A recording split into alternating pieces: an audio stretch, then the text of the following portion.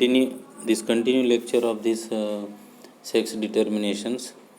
And the skull features that indicate the sex or general appearance: supraorbital ridge, orbits, glabella, zygomatic arches, mastoid process, external occipital, protuberance, mandible and palate.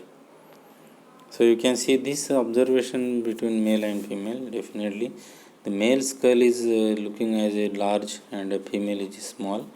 When compared, the female skull appears smaller and more gracile. The male is usually larger and more ragged because it supports the muscular and structure of the face and forms a protective cavity for the brain. And the skull is formed of several bones which, with the exception of the mandible, are joined together by sutures, that is synearthrodial joints. See supraorbital ridges तुम्ही जर बघितले याचं तर differences mail आणि फिमेलमध्ये बघितलं तर mail हे large दिसते, त्याचा स्कल असेल तर फिमेलची लहान दिसते. पण पेल्विक आणि पेक्टोरल गर्डरचं कंपॅरिझन केलं तर फिमेलचे पेल्विक आणि पेक्टोरल गर्डर हे मेलपेक्षा आपल्याला लार्ज पाहायला मिळते. परत तुम्ही स्कलचं डिफरन्शिएशन बघितलं, orbits स्कॉरिश with this राऊंडिश margins.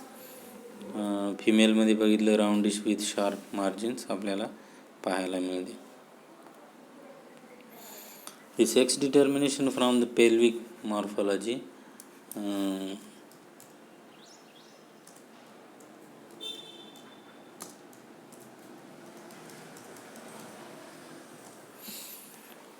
The pelvic girdle is the most sexually dimorphic regions of the skeleton, and it can be used to determine sex with a high degree of accuracy.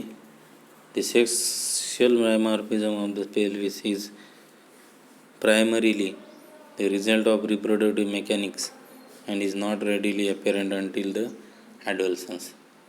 And the mainly morphology of this pelvic has a significant role in the spinopelvic relationship, as it is considered to influence the spinal balance and postural equilibrium, and has been recognized as an essential component in the regulation of sagittal plane alignment.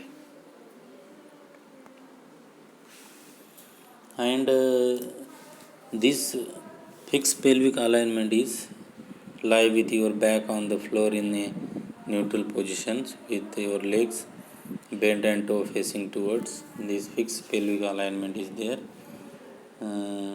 The pelvic is in balancing with their female.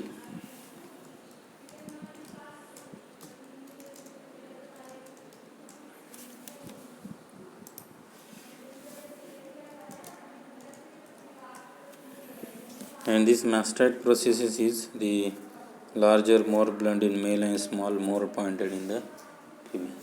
The true pelvis is wide and shallow in the female, and the pelvic inlet, also known as the superior pelvic aperture, is wide, oval and rounded, while in the male it is heart shape and narrow. A male pelvis has a V shape, pubic arch that is approximately less than 70.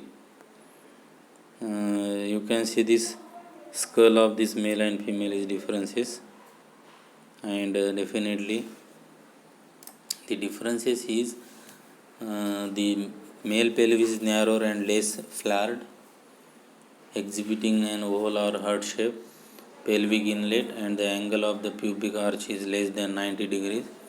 The adult female pelvis is usually broader and exhibits a round pelvic inlet, and the angle of the pubic arch is greater than the 90 degrees. म्हणून आपण जर बघितलं तर मॅन्डिबल असेल, school असेल, याच्यामध्ये difference आपल्याला पाहायला मिळते. The mandible together with the maxilla, the largest and strongest bone of the face, it forms the lower jaw and holds the lower teeth in the place.